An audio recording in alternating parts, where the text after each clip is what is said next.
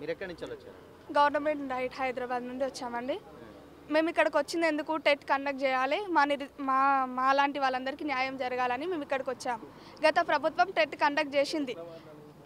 ఆ టెట్లో కొద్దిమంది క్వాలిఫై అయ్యారు. ఈ ప్రభుత్వం కూడా, ఈ న్యూ గవర్నమెంట్ కూడా మొదట టెట్ కండక్ట్ చేయాలని మేము కోరుతున్నాం. టెట్ కండక్ట్ చేసి మా అందరికీ డిఎస్సికి ఎలిజిబిలిటీ ఇవ్వాలి.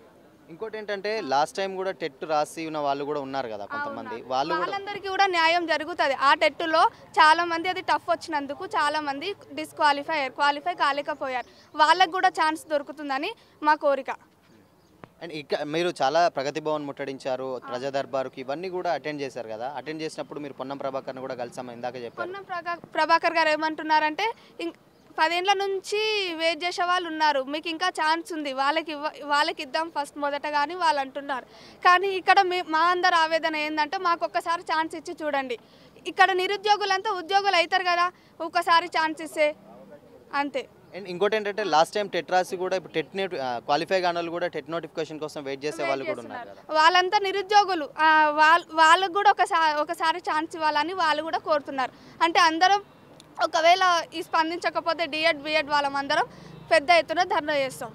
ఎంతమంది ఉంటారు అందాదిగా? మీరు ఇప్పుడు ప్రెసెంట్ అయితే ఇక్కడికి తక్కువ వచ్చారు, టెట్ కోసం వెయిట్ చేస్తారు. ఎక్కువగానే ఉంటారు. ఇంకా నిరుద్యోగులు ఉన్నది ఎందుకు, చాలా మటుకు నిరుద్యోగులు మిడిల్ క్లాస్ ఫ్యామిలీస్ నుంచి వచ్చిన వాళ్ళే. ఆ మిడిల్ క్లాస్ ఫ్యామిలీస్కి న్యాయం జరగాలి, డిఎస్సి టెట్ కండక్ట్ చేయాలి. ఎంతమంది వస్తారు చెప్పలేదు మీరు ఇందాక అడిగినప్పుడు? ఎంతమంది ఉన్నారు?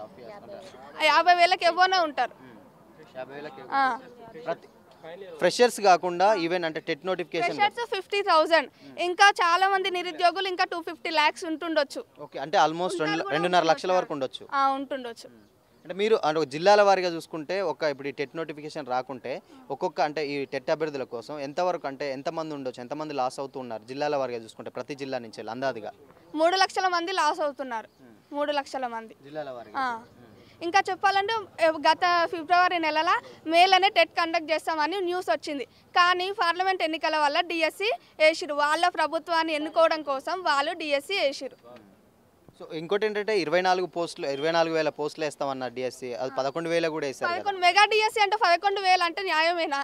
మెగా డిఎస్సి అంటే ఏంది, ఎక్కువ పోస్టులు ఉండేదే మెగా అంటేనే ఎక్కువ ఉండడం.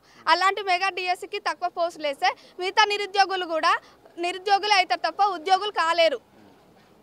ఫైనల్లీ నేను ఏం చెప్పదలుచుకున్నా అంటే chance will comes, if it goes we don't know when it comes again.